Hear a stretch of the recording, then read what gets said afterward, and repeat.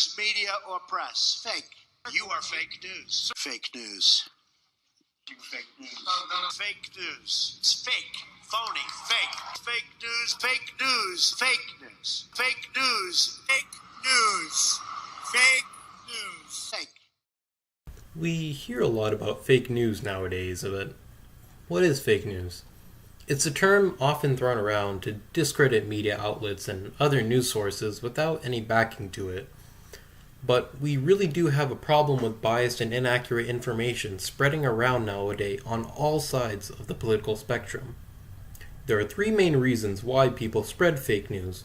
One is for clickbait, so that the content creator of such can get more views, and therefore it leads to more money.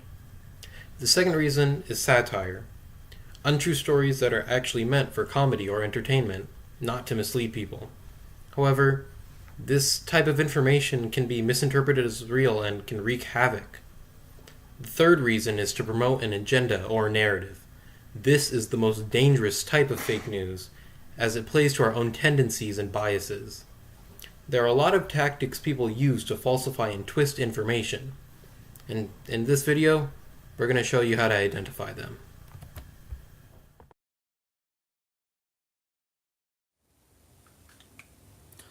The first way that people will spread misinformation is by painting opinion pieces as facts, or by providing information without a source.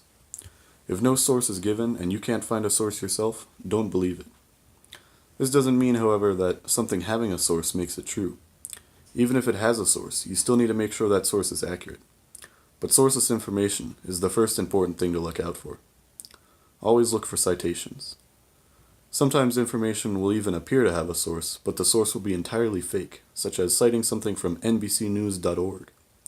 If you just glance at that source, it will seem legitimate, but in fact, abcnews.com is a real website, and abcnews.org is an imposter.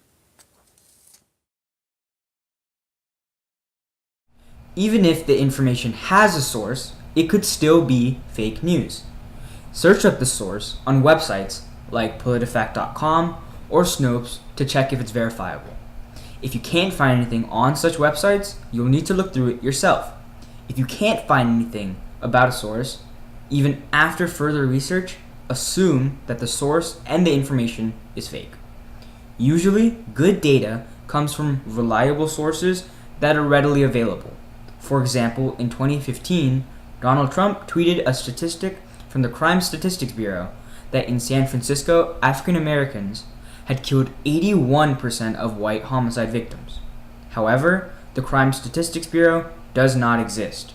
And according to FBI statistics, Trump had inflated the percentage of white homicides killed by African Americans by over 66%. Of the data could be wrong. The data could be used to represent something beyond its original meaning, could contain a false equivalency, or false data projections could be created.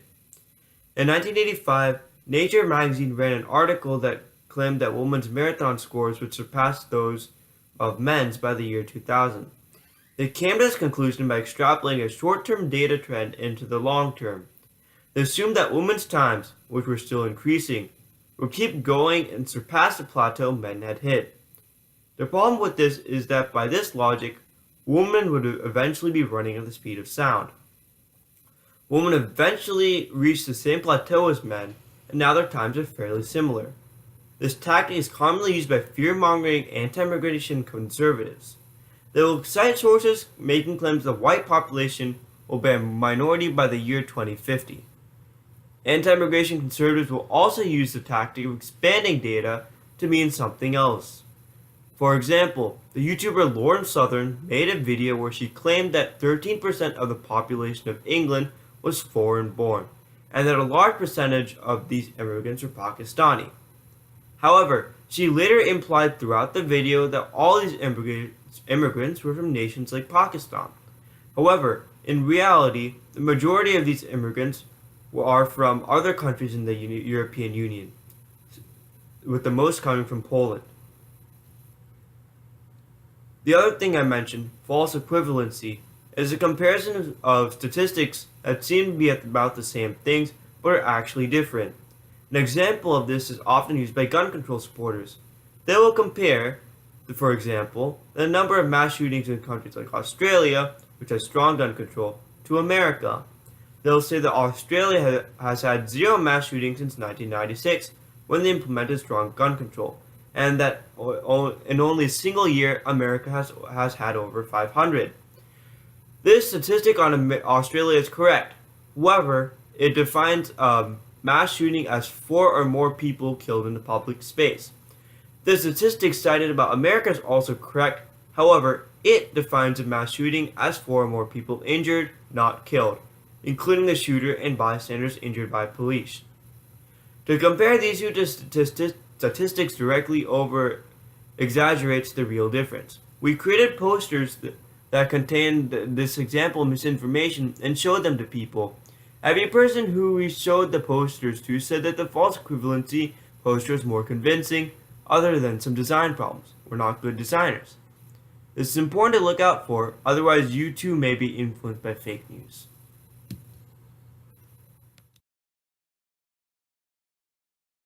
Another way fake news is spread is by having a legitimate event that actually happened, but when it is being reported, key details are left out that can change the entire effect of the information on the narrative. This is called asymmetric information. When Donald Trump called members of a dangerous gang, MS-13, quote-unquote animals, many mainstream media outlets left out the part about their status as gang members and quoted Trump as saying that all illegal immigrants were animals. Another example of manipulating context to create a story is photography, which is basically the use of a photo that has little correlation to or misinterprets the information attached. For example, audience sizes at Trump's inauguration. Should we be scared about fake news? Yes. Even the most intelligent people can be tricked by fake news. If everyone looks out for the characteristics of fake news, as mentioned in the video previously, we will be able to spot false stories. But if we do not look deeper into stories, we will be easily fooled.